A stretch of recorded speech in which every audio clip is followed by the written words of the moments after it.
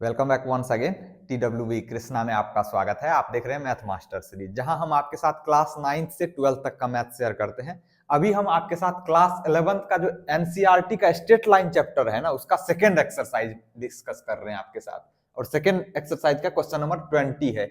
मैं यहाँ जो भी डिस्कस करूंगा वो आपको समझ में आएगा डंके की चोट पे, क्योंकि चीजों को मैं चटपटा बना के पेश करता हूँ, ताकि चौपट से चौपट बच्चे जो हो ना उसे भी समझ में आ जाए, या फिर जो क्लास 8th 9th 10th से मेडिकल या जेई का प्री प्लानिंग कर रहे होंगे उसे भी चीजें क्रिस्टल क्लियर हो। लेकिन अगर फिर भी कोई डाउट रहता है ना, तो आप कमेंट सेक्शन में अपना डाउट जरूर पूछिएगा, हम अगले दिन उसका रिस्पॉन्स अवश्य देंगे। ठीक है, बहुत जल्दी हम लाइव क्लास शुरू करने वाले हैं शाम के 5:30 बजे से, तो आप चैनल को सब्सक्राइब कर लीजिए, जहां हम क्लास 9 से 12 तक डेली 5:30 बजे से 7 बजे तक लाइव क्लास में डिस्कस करेंगे, जहां आप डाउट भी पूछ सकते हैं। तो बकैती हम बीच में करते रहेंगे। अभी हम इस क्वेश्चन को देखते हैं। By using concept of equation of line, prove that the 3 points this and this are collinear। कह रहा है कि हमें concept of equation of line का यूज करना है। इक्वेशन ऑफ लाइन का कॉन्सेप्ट यूज करते हुए हमें ये बताना है, दिखाना है कि ये तीनों लाइन जो है कोलिनियर है, एक ही लाइन में है, एक ही सीध में है, एक ही लाइन पे तीनों पॉइंट है। ठीक है, तो देखो अगर ये रेस्ट्रिक्शन नहीं रहता concept of equation of line use करने का, तो हम इस तीनों पॉइंट को मान लेते कि किसी ट्रायंगल का वर्टेक्स है, और कोऑर्डिनेट अगर हमें किसी ट्रायंगल के वर्टेक्स का दिया हुआ हो तो एरिया ऑफ ट्रायंगल जो होता है कोऑर्डिनेट फॉर्म में वो हम निकालते, और उसका वैल्यू अगर 0 आ जाता तो हम बोल देते कि ये तीनों जो है एरिया ऑफ ट्रायंगल, चूंकि 0 आ रहा है तो इसका मतलब ये तीनों पॉइंट एक सीध में होगा, मतलब एक लाइन पे होगा। लेकिन कंडीशन लगा रखा है कि concept of equation of line का यूज करना है। तो अगर आपको area of triangle coordinate form में याद नहीं है तो बिल्कुल भी टेंशन नहीं लेना है, वो मेरी जिम्मेदारी है। जब आएगा तो हम धुआं धुआं करेंगे वहां भी, लेकिन अभी हम ये वाला सॉल्व करेंगे concept of equation of line के हिसाब से। तो हम मान लेते हैं ये तीनों पॉइंट मान लेते हैं। लेट ए का जो एक पॉइंट है जिसका कोऑर्डिनेट है 30, 30 का मतलब क्या, एक्स इस खोपचे में जो लिखा हुआ है ना, ये ब्रैकेट में पहला वाला हमेशा एक्स कोऑर्डिनेट को रिप्रेजेंट करता है, दूसरा वाला वाई कोऑर्डिनेट को।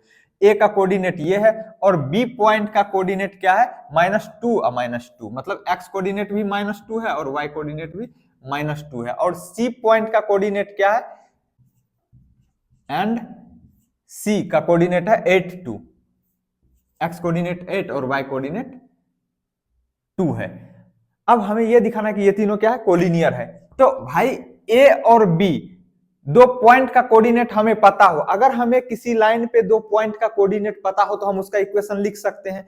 किस इक्वेशन के थ्रू, तो अगर हमें किसी लाइन पे दो पॉइंट का कोऑर्डिनेट पता हो तो उस लाइन का इक्वेशन क्या हो जाएगा, तो यहां पे लिख लेते हैं इक्वेशन ऑफ लाइन। कब, जब दो पॉइंट का कोऑर्डिनेट पता हो तब उस लाइन पे, तो हम ए बी का इक्वेशन लिखेंगे। लेकिन अभी हम जनरल फॉर्मूला लिख लेते हैं इक्वेशन ऑफ लाइन का। जब दो पॉइंट का कोऑर्डिनेट हमें पता हो तो क्या होता है, y minus y1 is equal to y2 minus y1 upon x2 minus x1 into x minus x1। यहां पे x1 y1 और x2 y2 दो पॉइंट का कोऑर्डिनेट होगा। जैसे इसको हमने अगर x1 कह दिया, इसको y1 कह दिया, ये ए पॉइंट का x कोऑर्डिनेट है, ये y कोऑर्डिनेट, ये x1 y1, इसको हम कह देते हैं x2 और इसके y कोऑर्डिनेट को y2। तो हमें ए बी का इक्वेशन लिखना है, तो कैसे लिखेंगे, equation of A B, equation of A B क्या हो जाएगा, तो वैल्यू पुट कर दो y माइनस y1, y1 का वैल्यू कितना है भाई, 0 है, y minus 0 is equal to y2 minus y1। यहाँ पे अगर न्यूमरेटर में y2 माइनस y1 ले रहे हैं तो नीचे भी x2 माइनस x1 लेना है। अगर ऊपर हम y1 माइनस y2 लेते हैं ना, तो नीचे में x1 माइनस x2 लिखते हैं, ये ध्यान रखना है। तो y2 माइनस y1, y2 क्या है यहाँ पे -2 है, तो -2 माइनस y1, तो माइनस y1 कितना है 0, तो 0 upon x2 minus x1, x2 का वैल्यू कितना है -2 और x1 का वैल्यू कितना है 3, लेकिन साइन क्या आएगा फॉर्मूले माइनस, तो माइनस, और फिर x1 का वैल्यू कितना है यहां से देखेंगे 3 लिख देंगे, इनटू x माइनस x1, तो x1 का वैल्यू कितना है 3, तो 3 रख देंगे। ये लिखने से क्या फायदा होगा, जब आप वैल्यू लिखने लगेंगे ना तो कंफ्यूज नहीं करेंगे कौन सा x1 y1 है, कौन सा x2 y2 है। कोई चाहे तो इसको x1 y1 कह दे, इसको x2 y2 कह दे, सेम ही आंसर आना है। ठीक, तो अब यहां से सिंप्लीफाई करेंगे, y में से 0 घटाएंगे तो y ही बचेगा, और बराबर -2 में से 0 घटाएंगे तो कितना बचेगा -2।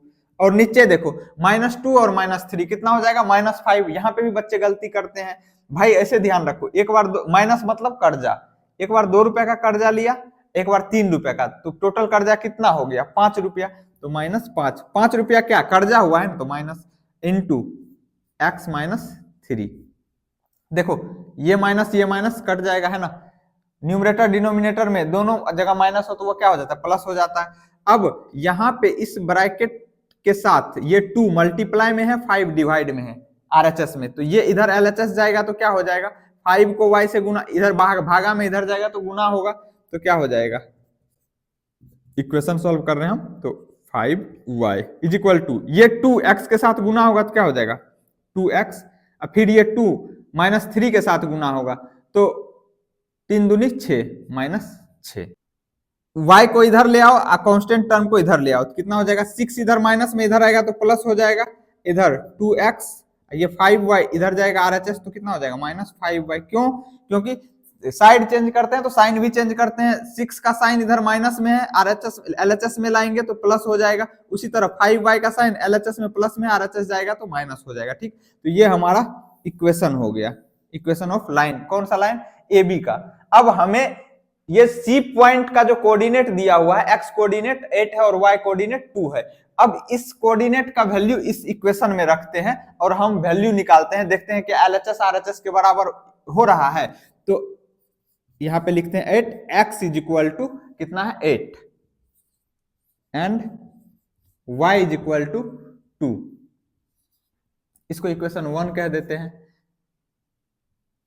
इक्वेशन 1 का वैल्यू कितना हो जाएगा, आरएचएस में रखेंगे क्योंकि आरएचएस में x और y वाला टर्म है, एलएचएस तो कांस्टेंट है, तो यहाँ पे आरएचएस में वैल्यू x और y का रखेंगे और देखेंगे सॉल्व करके, अगर एलएचएस के इक्वल आ जाए तो हम कहेंगे कि ये जो पॉइंट है C, जिसका कोऑर्डिनेट x कोऑर्डिनेट 8 है और y कोऑर्डिनेट 2 है, वो इसी पॉइंट पे, इसी लाइन पे लाई कर रहा है। अगर 0 इस एलएचएस के इक्वल नहीं आता है, मतलब 6 के इक्वल नहीं आएगा, तो हम कहेंगे फिर ये जो पॉइंट C है वो इस लाइन पे नहीं लाई कर रहा है, मतलब इस लाइन से बाहर है, मतलब एक लाइन में नहीं है ये तीनों पॉइंट। तो अभी हम वैल्यू पुट करके चेक करेंगे, क्या आरएचएस बराबर कितना हो जाएगा 2 गुना x का वैल्यू कितना है 8 है, 8 फिर -5 गुना y का वैल्यू कितना है 2, तो y का वैल्यू यहाँ पे 2 रखेंगे तो कितना हो जाएगा 2, तो सिंप्लीफाई करेंगे तो 8 दूनी 16 और 5 दूनी 10 -10 बराबर कितना आ गया 6 बराबर LHS। अब देखो आरएचएस में हमने x और y का वैल्यू पुट किया इसमें, तो किसके बराबर आ गया एलएचएस के इक्वल आ गया, तो इसीलिए therefore point C lie on, therefore point C जिसका कोऑर्डिनेट है 8 और 2, मतलब x कोऑर्डिनेट 8 और y कोऑर्डिनेट 2 है, lies on AB line, AB line पे ये लाई कर रहा है, तो यहां पे लिखना था देयरफॉर A जिसका कोऑर्डिनेट कितना है 30 और यहां पे लिख दे रहा हूं B कितना है -2 एंड C कितना है 82 तो 3 point R collinear, RCOLLINEAR collinear, prove हो गया कोलिनियर है ना। अब कोई कहेगा कि भाई हम A और B को लेकर के नहीं निकालेंगे, A और C को लेकर के इक्वेशन निकाल लेते हैं, फिर उसमें B का x कोऑर्डिनेट और y कोऑर्डिनेट का वैल्यू पुट करेंगे तो भी आएगा ऐसा ही। हाँ बिल्कुल, इक्वेशन बेशक चेंज हो जाए लेकिन वहां भी आप x और y का वैल्यू पुट करेंगे ना इक्वेशन में, तो आपको LHS बराबर RHS आ जाएगा। आप इस तरीके से भी करके देखिए, आपको सेम आंसर मिलेगा, मतलब LHS बराबर RHS वहां भी आ जाएगा। बेशक ये इक्वेशन चेंज हो जाएगा लेकिन आंसर यही आएगा कि ये LHS और RHS यहाँ पे इक्वल हो रहा है। आप आराम से लिख पाएंगे कि point B lies on line AC। Okay, तो उम्मीद करता हूं आपको सॉल्यूशन समझ में आया होगा। अगर फिर भी कोई डाउट रहता है तो आप कमेंट सेक्शन में अपना डाउट जरूर पूछिएगा। हम फिर मिलेंगे अगले क्लास में। Until then take care, see you, bye bye. अगर आप चैनल पे नए हैं तो चैनल को लाइक शेयर एंड सब्सक्राइब तीनों एक ही बार घोंप दें, ठीक है।